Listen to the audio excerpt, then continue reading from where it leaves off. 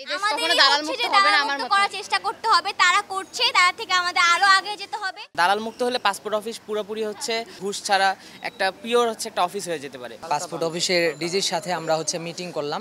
তো এই মিটিংয়ে আমাদের সর্বশেষ যে কথাটা ওনারা জানিয়েছেন, আমরা যে কথার সাথে সম্মত হয়েছি সেটা হচ্ছে আমরা বলেছি যে নিচের থেকে যে দালালগুলো আসে সেগুলো নিচে থেকেই যায় এবং মানুষ এসে এখানে প্রতারিত হয়।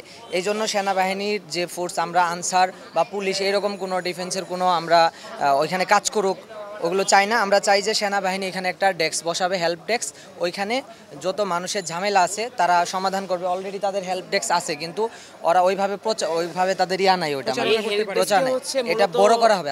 এটা হচ্ছে এই হেল্প ডেস্কটা হচ্ছে ওরা আরও বড় করবে। হ্যাঁ, বড় করার পরে হচ্ছে আপনার ওইখানে যত দেখা যাচ্ছে গ্রাম থেকে যারা আসছে তারা তো ওই পাসপোর্টের ঝামেলাগুলো বুঝে না, এই জন্য হচ্ছে হেল্প ডেস্কটা তারা প্রসার বাড়িয়ে তারা ওইখানে দালাল থেকে যেন দালাল আশেপাশে না থাকে, সব মানুষ যেন এসে ওই হেল্প ডেস্কেই সাহায্য নিতে পারে, এরকম একটা ব্যবস্থা তারা তৈরি করবে খুব শীঘ্রই। ওনারা আমাদেরকে কথা দিয়েছেন। আমার মতে দালাল মুক্ত এই দেশ হবে না, আমাদেরই সচেতন হওয়া লাগবে, না হলে এই দেশ কখনো দালাল মুক্ত হবে না আমার মতে। করার চেষ্টা করতে হবে, তারা করছে, তার থেকে আমাদের আরো আগে যেতে হবে।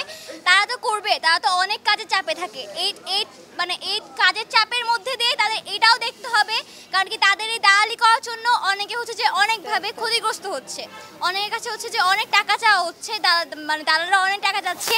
এই টাকা চাওয়ার মধ্যে হচ্ছে তারা বলছে আপনি এত টাকা দেন, আপনার কাছে তাড়াতাড়ি করে দেওয়া হবে, কিন্তু যাদের কাছে টাকা নেই তারা কিন্তু ঠিক মানে থেকে যাচ্ছে জিনিসটাতে।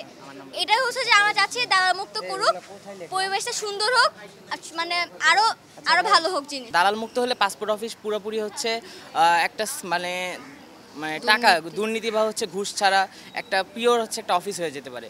তো আমরা তাদের বললাম স্যার আমাদের হচ্ছে যে আর্মি অফিসার যদি হচ্ছে 2-3টা আর্মি অফিসার যদি আমাদের হেল্প ডেস্কে যদি আমাদের মোতায়েন করা হয়, তাহলে হচ্ছে যারা অলরেডি হচ্ছে আগের সরকার আমাদের যে সরকার ছিল সে তো অলরেডি তার আন্ডারে যত কাজ করে সবাই তো হচ্ছে দুর্নীতি করে এসেছেন।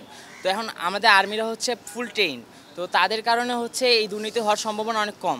এখানকার যেই মানে অনিয়মগুলো হচ্ছে, বিশেষ করে হচ্ছে পাসপোর্টের নির্দিষ্ট টাইমের মধ্যে পাসপোর্ট না দেওয়া, শিডিউলের অনিয়ম, ভেরিফিকেশনের যে একটা অনিয়ম আছে, পুলিশ হচ্ছে টাকা না দিলে তারা হচ্ছে সময়ের মধ্যে নির্দিষ্ট সময়ের মধ্যে হচ্ছে যে সময়তে ভেরিফিকেশন দেওয়ার কথা দেয় না, ঝুলাই রাখে।